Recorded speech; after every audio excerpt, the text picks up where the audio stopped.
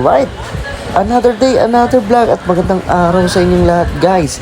Ngayong araw nga pala guys ay nandito tayo sa Tío de Ricos Eat All You Can dito sa Bagbagin, Santa Maria, Bulacan.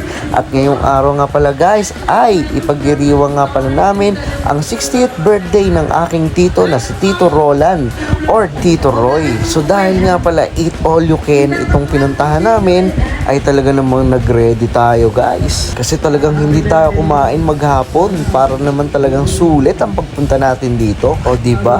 Ayun eh. So ayan, tignan nyo naman yung tatay ko, talagang nag-aalababalo pa nga pala yan at nagme-message sa tito ko. At meron din nga pala ditong kumanta yung partner ng tito ko sa pagpe-perform. So syempre, dahil gutom na ako, let's go, kain na!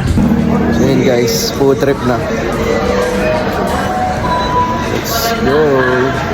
So ayan guys, simulan na natin kumuha ng masasarap na pagkain dito sa Tío de Ricos. Simulan nga pala natin dito sa kanilang masarap na soup.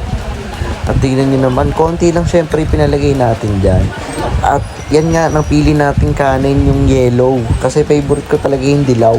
Kaya yun yung kinuha ko. At syempre, konti lang ilalagay natin rice para naman matikman natin lahat ng kanilang mga ulam. At dito nga sa may pansit ay konti lang din. At para saktuhan lang talaga guys. At yan nga, nagpalagay din ako ng gulay kasi favorite ko ang gulay paminsan-minsan. Saka nagpalagay na rin nga pala ako dyan ng tahong. Dahil favorite na favorite ko ang tahong, lalo na yung talaba. Lalo na pag sinusup-sup. O, yung mga isip nyo, lawakan nyo. Baka kung ano na naman naiisip nyo guys. At ito nga palang next na kinuha kong ulam ay hindi ko nga pala alam kung anong luto to. At kumuha na nga lang ako ng konti kasi gusto ko rin nga pala yung tikman. At ito namang sunod ay tofu. Kaya hindi ko rin naman trip yan. Kaya nagpunta na lang tayo sa lengua. Kasi isa sa favorite natin yan. Tsaka ito nga palang kasunod, di ko nga pala alam tawag dyan. Kaya nagpakuha lang din ako kasi mukhang masarap din naman yan.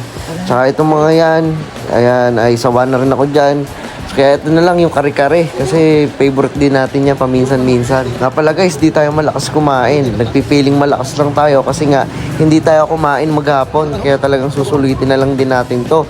At ito nga pala guys, ang favorite ng lahat. Yung Shanghai. Dalawang Shanghai nga lang pala talaga ang kinuha ko dyan kasi talagang baka hindi ko na maubos. Eh may bayad pa naman pag hindi naubos yung mga pagkain. Kaya naman guys, tara, kain na!